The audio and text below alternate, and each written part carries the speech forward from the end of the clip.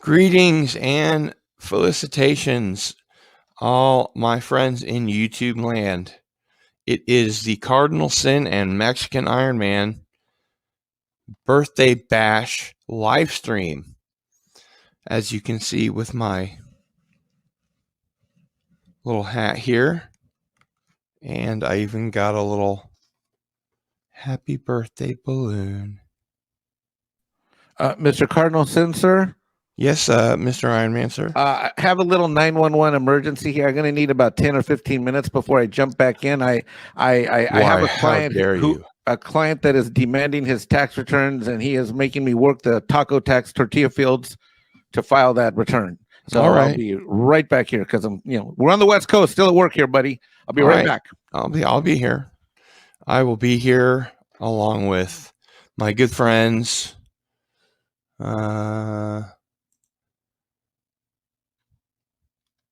Hello, old Star Wars nerd.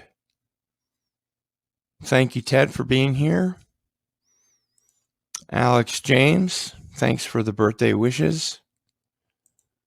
Sci-fi author B.L. Alley, thanks for being here. The one and only Keely Chow, ladies and gentlemen. Thanks for being here. It is very weird, Dave Bob. Tim Myers wishes a happy birthday. And Dee Dee Myers. Hello, all.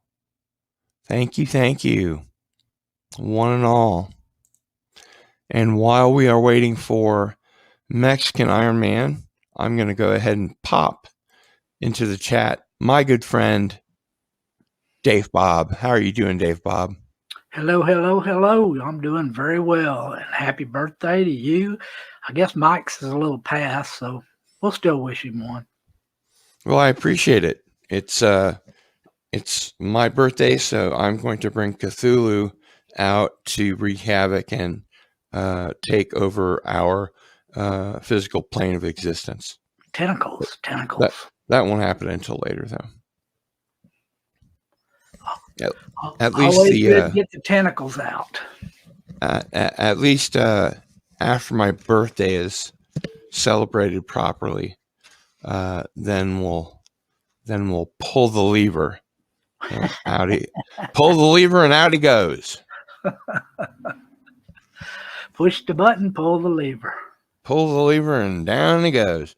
So, what's new and interesting in your life, Dave Bob? Well, honestly, I don't have a whole lot of interesting stuff going on. My birthday's actually coming up in less than 2 weeks. Oh, cool. And I'm going to be celebrating by going on a little vacation down to Florida. And that sounds immensely cool. Yeah, get away from all this nasty weather up here. Maybe get down there, be a little warmer. Of course, it's getting pretty warm here. You're going to have to help me pronounce this, Dave Bob. Dr. Herky-Monkey? Herky-Monkey. Herky-Monkey. Oh, thank you. Okay. Thank you, Dr. Herky-Monkey. I appreciate it. John Rendell is here. Happy birthday. Thank you very much, John and crew. We don't have any cake, but we have the next best thing. We have Dave Bob. Chicken for dinner. Winner, chicken dinner. And we are going to have some really special stuff tonight. This live stream goes from 3 p.m. Central until question mark. That's actually, I make a question mark in American Sign Language. Question. And if you want to make it an Australian one, you go question mark. Question mark. Except all Australians go up at the end of their sentences as if they're a question, even though they may be a statement. So it would go like question mark. Yeah, just like question the Canadians say, "Hey," at the end of every sentence. Hey, I was thinking about that just today. For some reason, the songs that Doomcock mumbles and sings and hums, they stick with me like an earworm all through the week. Friday Night Frolics, from one Friday Night Frolics to the next. And,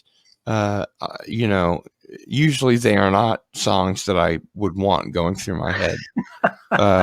So I'm washing dishes, last night, and I'm singing or humming something that I detest, but because Doomcock either hummed it or sang it, it's been going through my head for a week. So I'm sitting there not even realizing I'm doing the Mary Tyler Moore theme song or whatever. And then later on, Mexican Ironman have worked collectively very hard on Star Trek trivia. And so we're going to let that fly. That's going to be a lot of fun. He knows his Star Trek.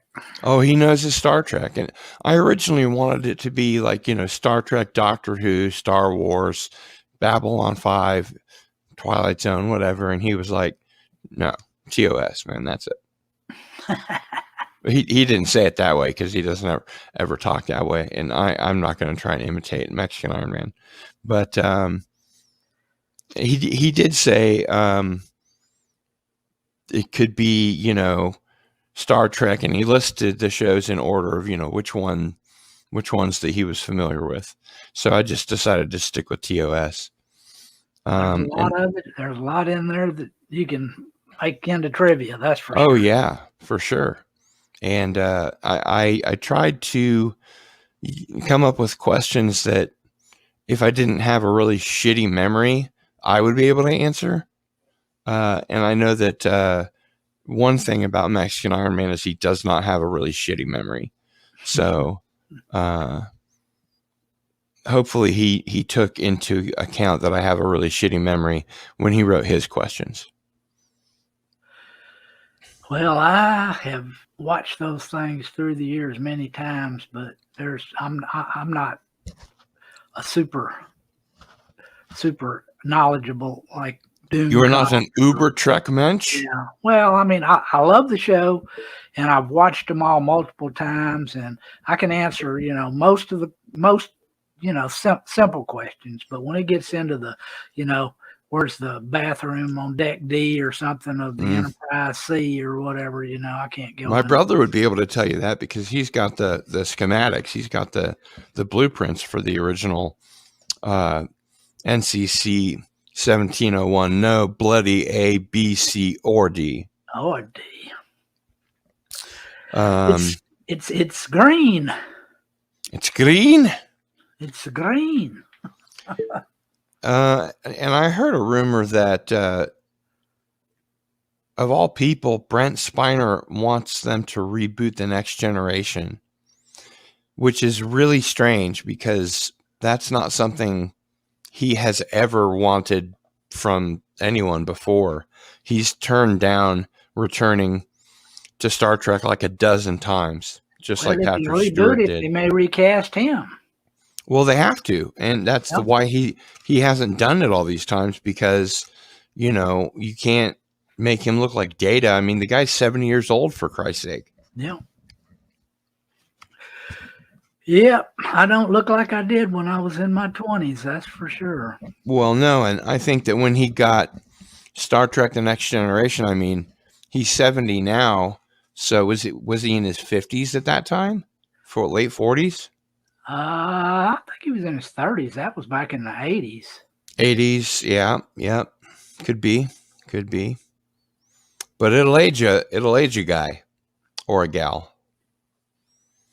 And I really enjoyed Deep Space Nine. I thought the other series that came along were had promising moments. They were up and down.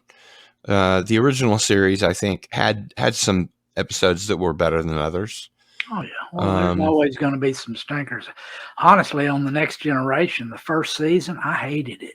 I thought that was the worst damn show that ever came out. I can't say I hated it. I was excited about it. I was over at a friend's house whose dad had a big TV for 1987, and I was on pins and needles. And then the first thing that struck me was there's a Klingon on board the Enterprise. What the hell? And so that took a little adjustment, and he became a regular member of the crew because Michael Dorn rules. Oh, and he looked so different in that first season than he did the following season. So they kind of really upped his makeup game. And also, I don't know if you know this or not, I'm not a big fan of the band Kiss, just because I haven't been exposed to their material. But apparently, the Klingons on TNG were inspired by Kiss, at least their boots. Oh yeah, from the knees down. Like yeah, you can definitely see a resemblance. If you cut the screen in half and only got the bottoms of Klingons, you could think that you were at a Kiss concert, because they've got those little prongs at the end of the shoes, and they're all sort of operatic in the Kiss sense. Yeah, spiky. So, yeah, very spiky, very leather, kind of almost a BDSM kind of a vibe. Gonna be that kind of show, huh?